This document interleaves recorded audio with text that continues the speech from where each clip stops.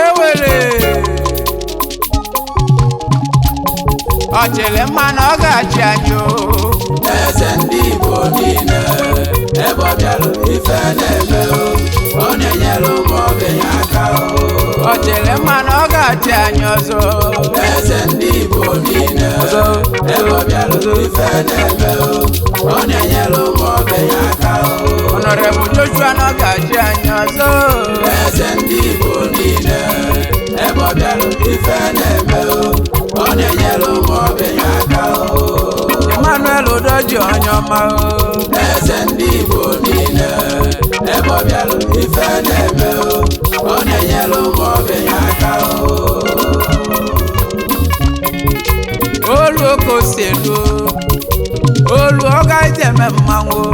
oge nji etili chimegbu ezi afa na ọka ego ife onye na-eme ka eji ekwu onye ọ bụ egwu m na ọmali maruo mkpụtụtụtụ ntibeli chimegbu egwu ụmụaka nji abụ ụwa mụọ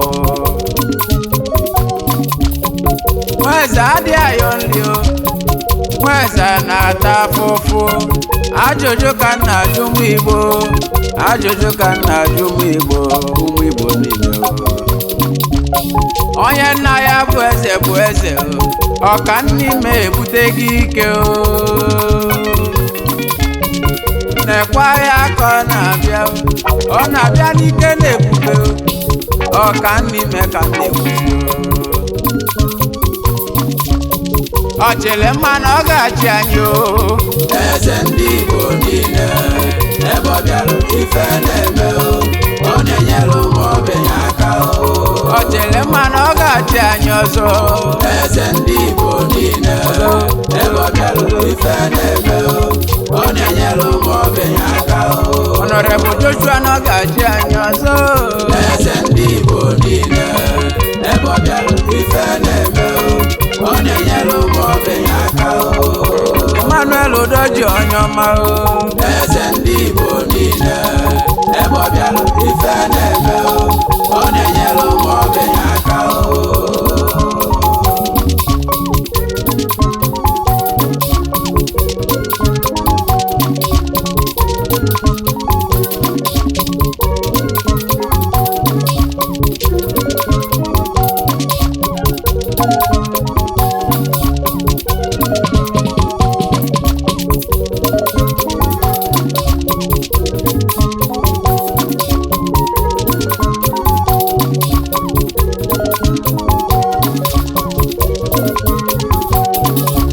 egwu na-etili ndị nze n'ọzọ na nje ezute papa mụrụ mbụ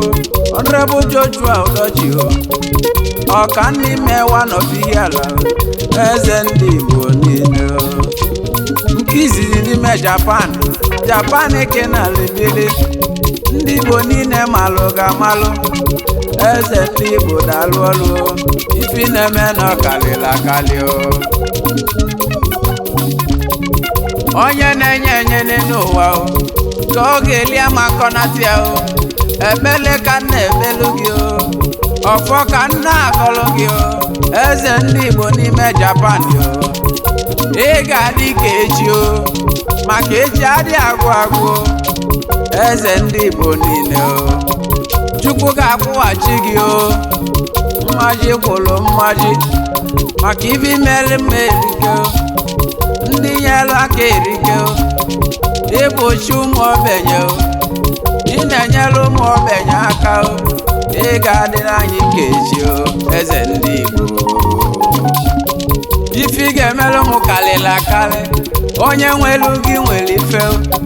ebe nwelu gị n'elu ụwa gwazie m ife na-atụrụ m I wanna say ifi na-eme na ọ karịrị akarị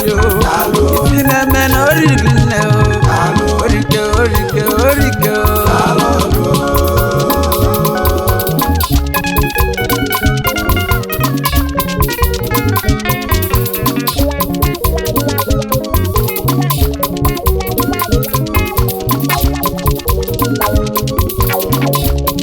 kedu onye na-etile egwu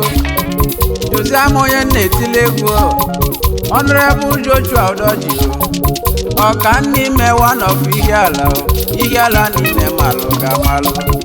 eze ndị Igbo niile eze ndị Igbo nke izizi na Japan niile malụ ga-amalụ ndị nyela aka erike n'ime Japan ewu chai alịlegomụ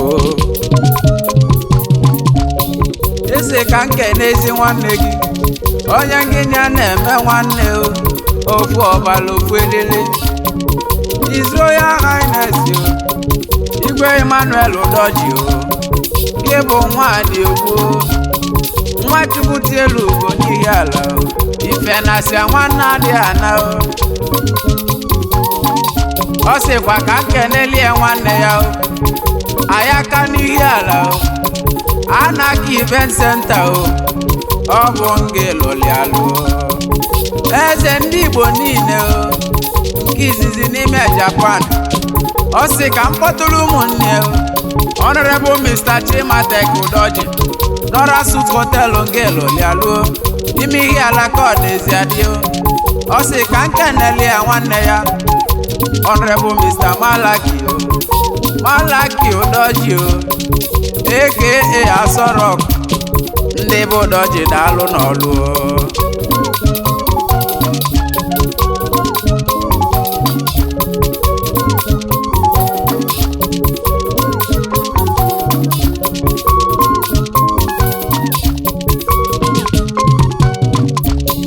ọ chere mmanụ ọ ga-achị anyị eze ndị Igbo niile ebe ọ bịara ife na-eme ọ na-enyere ụmụ ogbenye aka ọ chere mmanụ ọ ga-achị anyị ọzọ eze ndị Igbo niile ebe ọ bịara ife na-eme ọ na-enyere ụmụ ogbenye aka Honorable Joshua na ọ ga-achị anyị ọzọ eze ndị Igbo niile ebe ọ bịara ife na-eme ọ na-enyere ụmụ ogbenye aka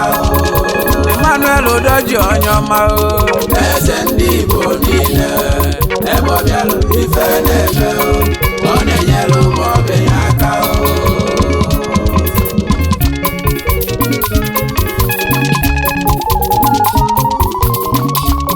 Honorable Joshua Udoji eze ndị Igbo niile nke izizi n'ime Japan ahịhịa ka ndị bienu ahịhịa ka nna ayọzi gị ọ bụrụ moto gị bunye onye egwu gị ọ bụrụ ngwa egwu gị bunye onye egwu gị ahịhịa ka ndị bịa nke ma ga-adịzi iche ka nna ajụ maka na ndị imelụ mmerike imelụ m ma ọ ga-adị m mma ajụjụ ka nna ajụzi gị maka ndị bụ Udoji niile unu abụgọlụ ndị Chukwu goziri agozi biko gozizie m ka nsolibe m nwụlịba anụ meke n'ụlọ alịlị ka nna akwa n'egwu ụmụ nwa okwe mmanwụ ọrụ maka nsi dị elu Chisom abụ m dị lọ egwu m ka m ji eme mmanwụ Honorable Joshua daalụ anyị na-asị gị jisike Chukwu ga-akwụghachi gị mmaji gwụrụ mmaji eze ndị Igbo nke izizi na Japan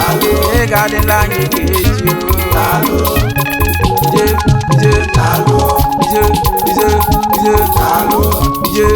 ije